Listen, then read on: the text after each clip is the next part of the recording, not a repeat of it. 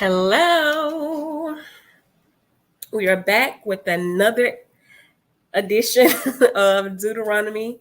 Today we're reading Deuteronomy 30 and 31. And I've been very casual looking in these past few videos, but hey, life be lifing. Deuteronomy 30, a call to return to the Lord. I just thought of two songs. I called on the Lord all night long and I wouldn't let go until he blessed my soul. I'm a witness. I want to know my computer. Okay, and then it's a song called Return by Duranda Clark Cole.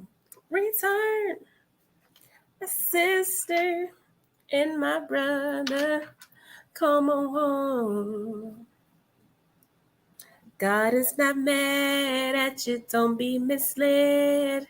He wants you back, and he's here if you want it. Return. I love that song. All right, so let's go ahead and dive into it. Inhale.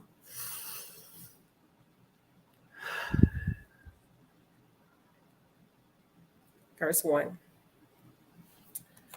In the future, Moses be tripping.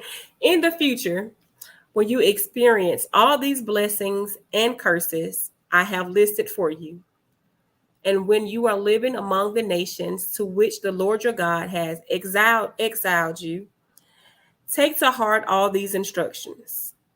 If at that time you and your children return to the Lord your God, and if you obey with all your heart and all your soul all the commands I have given you today, then the Lord your God will restore your fortunes. Y'all heard that? That was grace. If you ever wanted to know what a sign of grace was, this was God showing grace.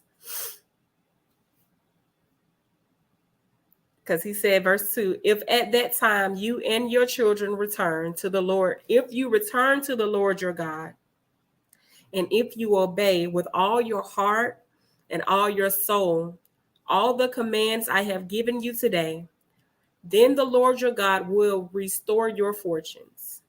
He will have mercy on you and gather you back from all the nations where he has scattered you.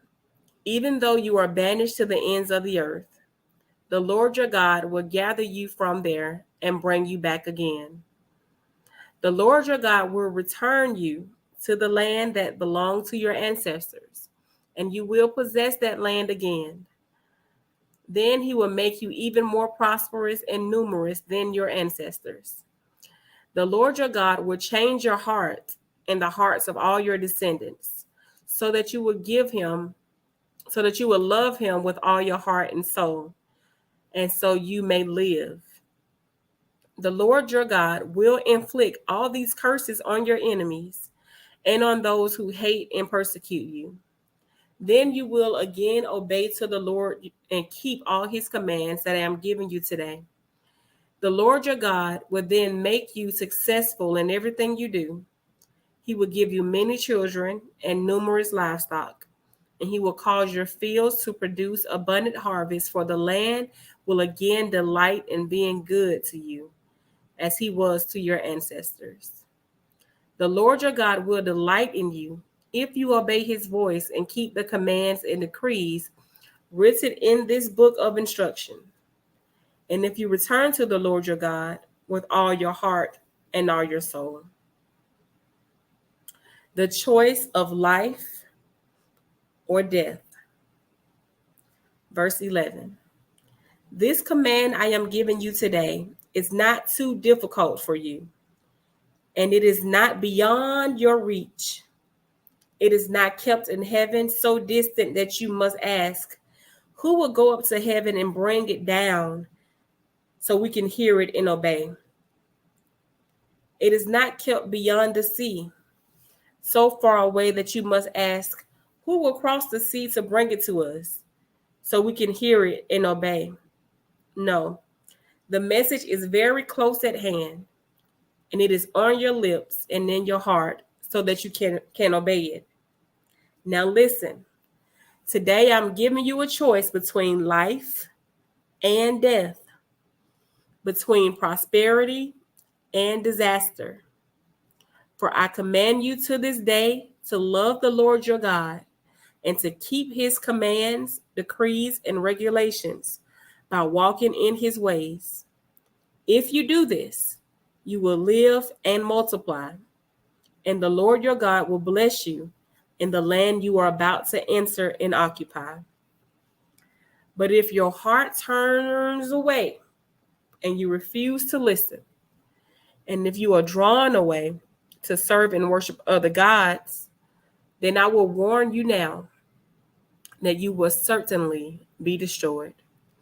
You will not live a long, good life in the land you are crossing the Jordan to occupy. Today I have given you the choice between life and death, between blessings and curses. Now call on heaven and earth to witness the choice you make. Oh, that you would choose life, so that you and your descendants might live. You can make this choice by loving the Lord your God, obeying him, and committing yourself firmly to him. This is the key to your life.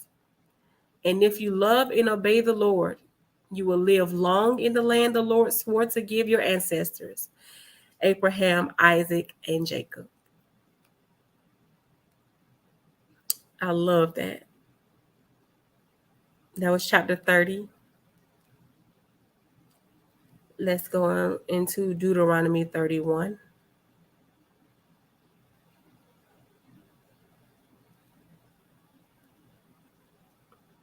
Deuteronomy 31. Joshua, my boy Joshua. I love Joshua.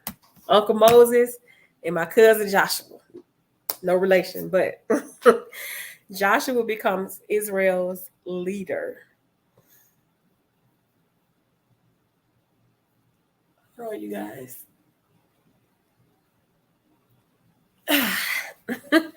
Joshua becomes Israel's leader. When Moses had finished giving these instructions to all the people of Israel, he said, I am now 120 years old, and I am no longer able to lead you. The Lord has told me, you would not cross the Jordan River, but the Lord your God himself will cross over ahead of you. He will destroy the nations living there, and you will take possession of their land. Joshua will lead you across the river, just as the Lord promised. The Lord will destroy the nations living in the land, just as he destroyed Sihon and Og, the kings of the Amorites.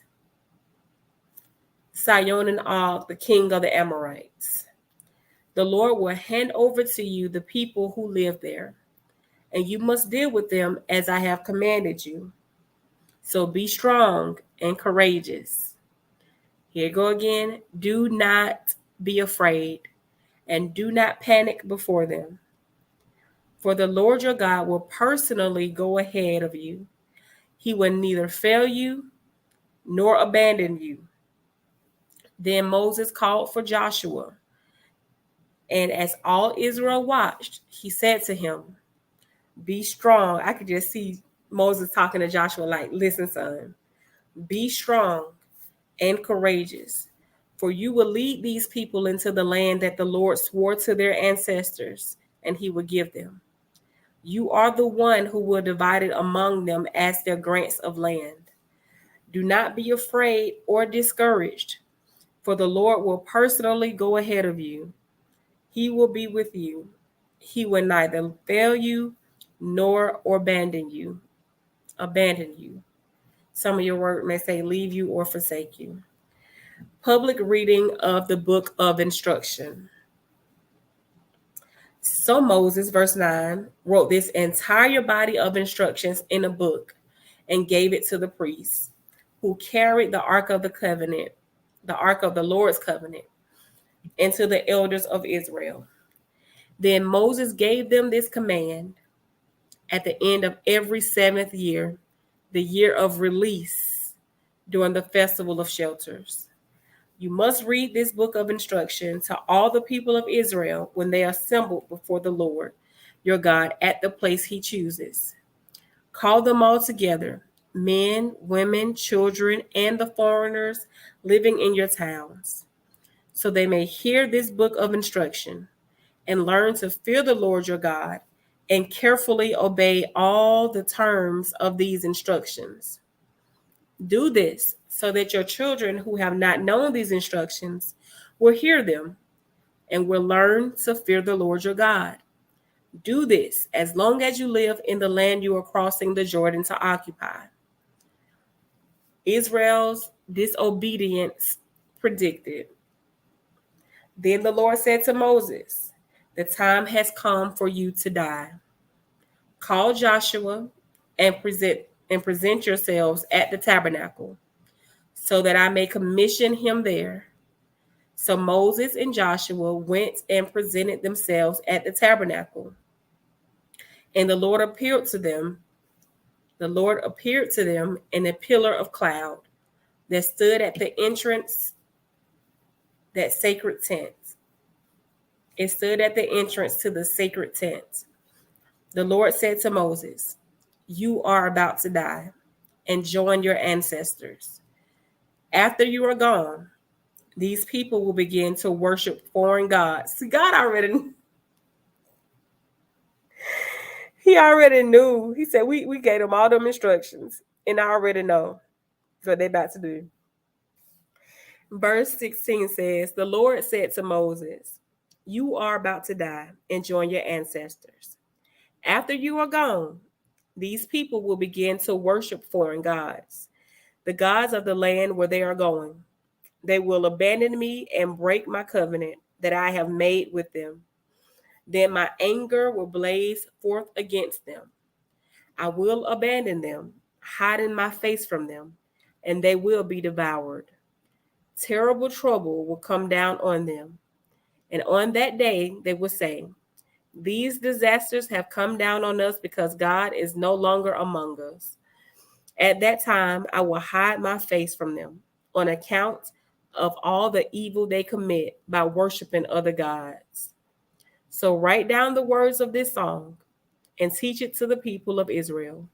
Help them learn it so it may serve as a witness for me against them.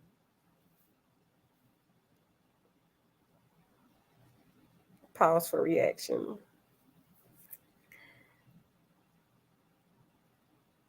Verse 20. For I will bring them into the land I swore to give their ancestors, a land flowing with milk and honey. There they will become prosperous, eat all the food they want, and become fat. But they will begin to worship other gods. They will despise me and break my covenant. And when great disasters come down on them, this song will stand as evidence against them, for it will never be forgotten by their descendants. I know the intentions of these people. Even now, before they have entered the land I swore to give them. They ain't even got in the land yet. And God already know. So that very day, Moses wrote down the words of this song and taught it to the Israelites.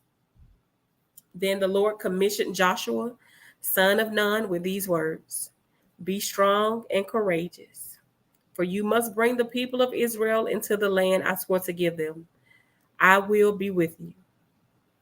When Moses had finished writing this entire body of instruction in a book, he gave this command to the Levites who carried the ark of the Lord's covenant: "Take this book of instruction and place it beside the ark of the covenant, the ark of the Lord your God, the ark of the covenant of the Lord your God, so it may remain there as a witness against the people of Israel. For I know how rebellious and stubborn they are. Even now, while I am still alive and I am here with you, you have rebelled against the Lord. How much more rebellious will you be after my death?" Yeah, that was rebellious when Moses was alive. So Moses says, "How much more rebellious will you be after my death? Now summon all the elders and officials of your tribes, so that I can speak to them directly and call heaven and earth to witness against them. I know that after my death, you will become utterly corrupt and will turn from the way I have commanded you to follow. In the days to come, disaster will come down on you, for you would do what is evil in the Lord's sight, making him very angry with your actions. The Song of Moses. So Moses recited this entire psalm publicly to the assembly of Israel. That was verse 31. We'll pick up with the song in that was chapter 31. We'll pick up with the song in chapter 32. The word of the Lord is already blessed. God is, he laid down the rules, laid down the foundation, the groundwork, told them how prosperous they're going to be, and then told them